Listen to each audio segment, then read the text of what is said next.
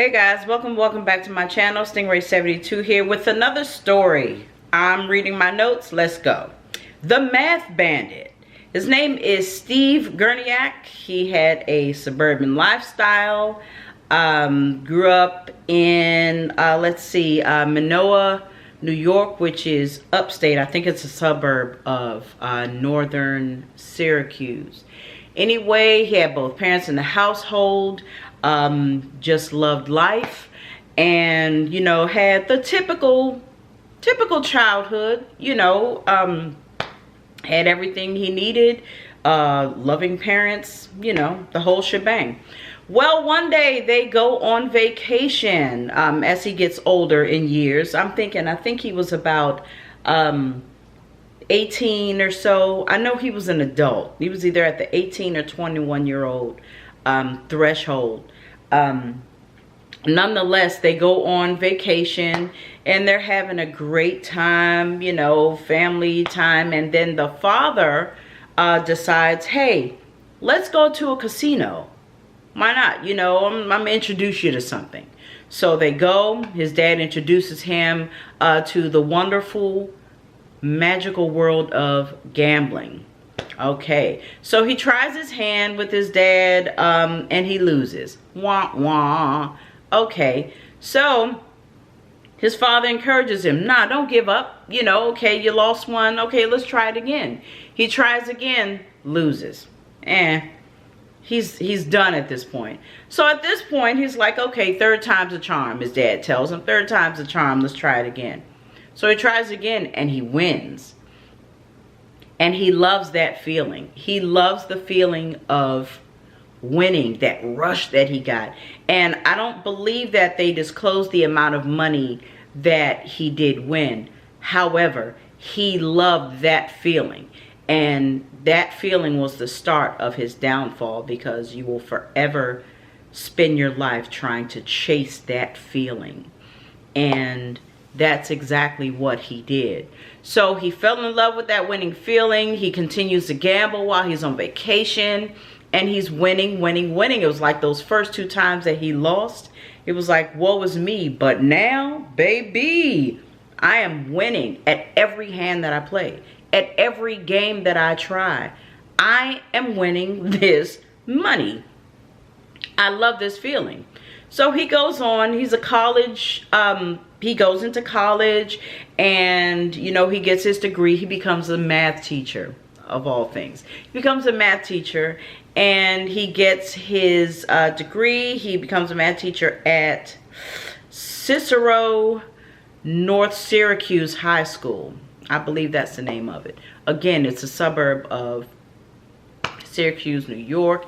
He loves teaching. He loves the concept of numbers. He just loves helping people. He just absolutely loves it. So he brings, not only does he bring his teachings back to New York from his vacation, he brings the gambling back.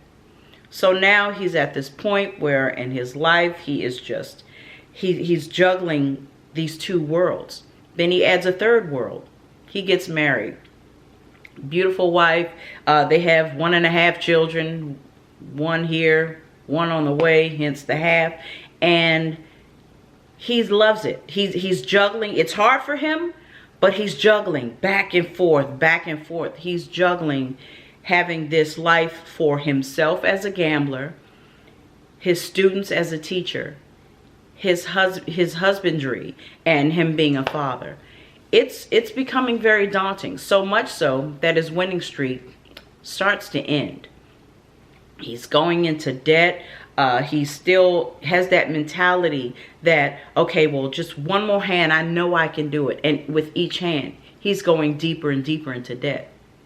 I got to figure out how to fix this.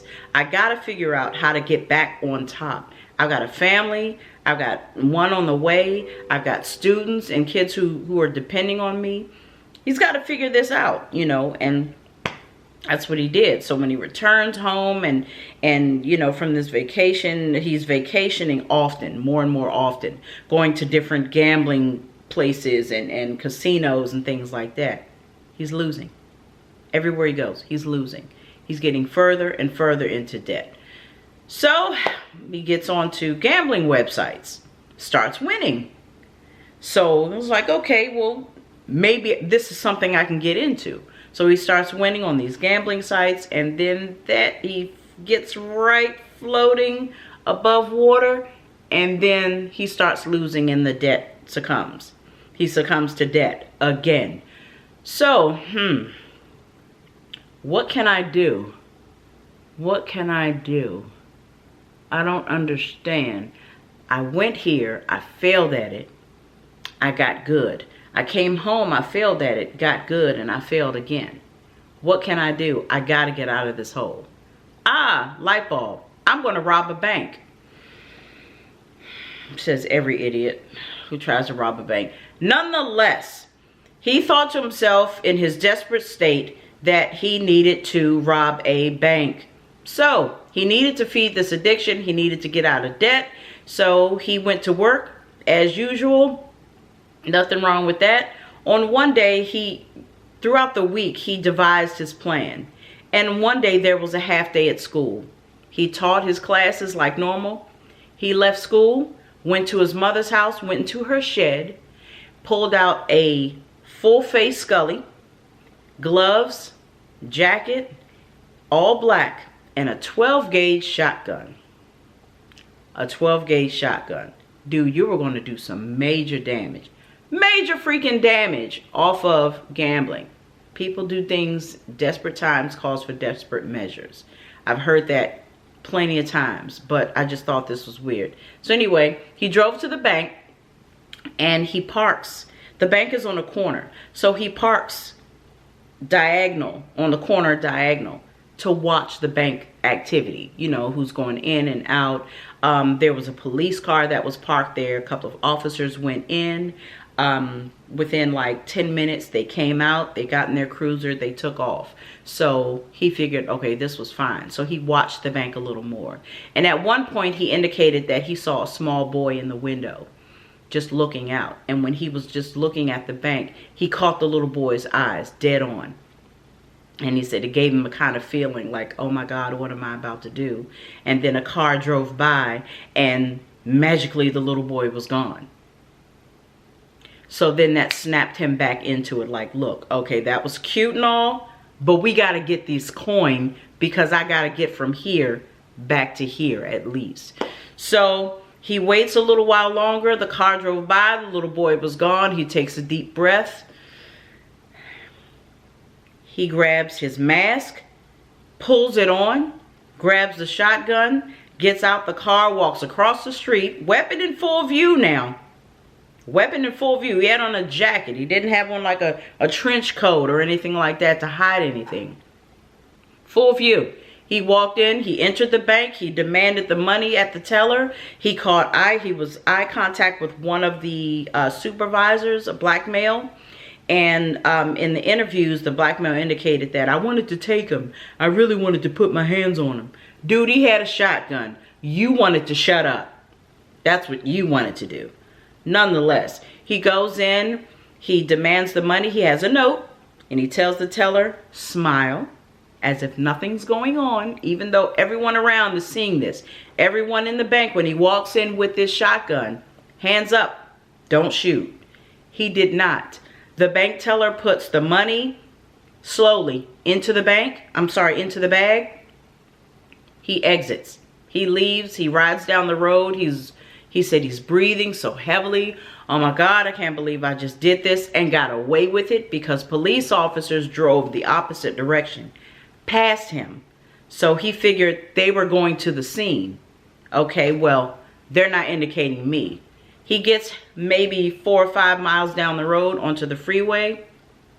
The bag dye exploded. It imploded inside of the bag. It's red dye, and it's red dye along with tear gas. So he's being tear gassed as he's driving down the highway. So he says it's hard for him to see. He's swerving on the highway, but yet no one saw that happen. So he finally made it to where what he had to do was he just had to take the dye pack, because the dye pack is what had the tear gas, and just tossed it out of the window. rode with his windows down the rest of the way, and made it back to his mother's house. So he goes back into his mother's shed. He removes all of the clothes that he had on. Cleverly, he had other clothes in the shed, you know, pending some whatever was going to happen. I don't know. Nonetheless, he put everything back into his mother's shed, and the shotgun, he puts that away. Goes back into his home to find his daughter sitting on the bed with his mom, just chilling, you know, as if nothing happened, you know. So then the next day comes and he goes to work as if nothing's happened. And he also returns, when he returns to work the next day, when he goes into the break room, it's all over the news. You know, this bank robbery just happened and everything, and it's all over the news. Oh my God. And they describe the person as what he looked like, as what Mark looked like. So one of his co-workers jokingly said, "Hey man, you see the news last night? The guy who robbed the bank, he fits your description. Ha ha ha ha. Where were you last night?" So Mark joked and laughed it off and was like, "Ah ha ha, you're joking," and blah blah and blah.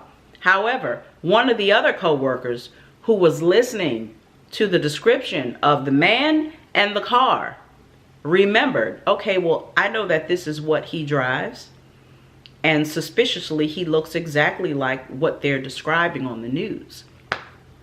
She calls the cops, and she lets the cops know what her suspicion is. So the next day, the cops show up at Mark's home, and unbeknownst to Mark, a separate cruiser with other cops went to his mother's home and asked to check her shed. So while they're at Mark's house questioning him, just only one officer at Mark's house questioning him, and he's starting to get defensive and a little antsy. So the officer just like, "Look, we know you did it, you know, so you can go ahead and cut this act or whatever. We know it was you. We know you did it. Let's cut it. Let's just, you know, let's go." So while they're arresting him, the cops that are at his mom's house, they're checking his shed and checking her shed. She was questioning, "Why do you need to check my shed?" But okay. So they go in, they check her shed, and as she acquiesced and let them in, they find everything they need. They found the mask, the gloves, the jacket, and the shotgun with red dye from the dye pack. The jig was up. Mark was arrested and he pled guilty to second-degree robbery with a firearm. He stole $20,000 to feed his habit. And in the midst of that, he lost his family, his job, his license to teach in the state of New York. He could probably go somewhere else because, and not, okay. During the trial, or before the trial, Mark's attorney suggested that he write a letter of apology. So Mark's words were, "Well, yeah, if you think that's going to help, I'll write an apology letter." Which means if I have to tell you to be sorry, are you really sorry? All signs point to no. Nonetheless, he wrote the letter saying that he was apologetic and everything, and you know, he apologized for his actions for that day. And a psychological test was done on him in the midst of waiting for, you know, in the midst of the trial. And of course, they indicated, a psychologist, a trained licensed psychologist, indicated that he showed all of the signs of someone who was doing this out of desperation. This was an act of desperation in order to get out of debt. Not something that was premeditated, planned, mapped out.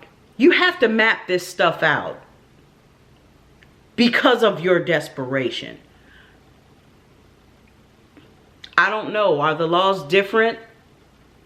Anyway, so he wrote that letter, and during the trial, he also indicated, when he was able to speak to the jury, he also indicated, "Well, I just want to let you guys know that the shotgun wasn't loaded and the safety was on."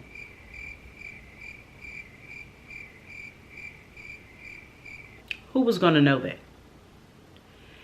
If you walk into a bank with a shotgun, I'm not asking questions. I'm not going to ask you, hey, bud, is that loaded? Is the safety on? I'm not worried about your safety. You have the weapon. Who was going to know that the shotgun was not loaded? Who was going to know that the safety was on? What I'm going to do is I'm going to look away. I don't want to see your face. I don't want to hear your voice. I don't want you thinking that I'm going to be able to remember who you are. Do your business. Get on out of here. Let me go. Anyway, like I said, no one was going to know that. His father also indicated that he felt guilty for what happened because he feels that had he not introduced his son to the world of gambling, then none of this would have happened. I don't know how I feel about that, because being a parent, you can only teach your children. You cannot make them do anything. This is why getting in trouble is a thing. This is why there are laws in place. There are prisons. You can only teach your children what to do and show them what to do. Whether they do it or not is up to them. And you should not feel bad if your child does something opposite of what you tell them to do, especially when they choose to when they're old enough to make decisions on their own. Nonetheless, that's what his father felt. And Mark Gurniak was sentenced to 4 years in prison. And in the midst of that, coming home from prison, of course, he lost his family. His wife filed for divorce. And that was that. He also indicated that he continues to gamble, and he's not going to stop gambling. Those were his words. So we'll look for this to happen again. Anyway, that story can be seen in its entirety on the show called How to Rob a Bank. It's a series that highlights various blue and white collar workers, if you will, who in some form of their desperation decide to rob a bank, and it follows their stories. And it's quite interesting. I mean, you can check your local listings for times, channels, and things like that. And let me know what you think. I'm MunRae 72. Until the next video. Peace.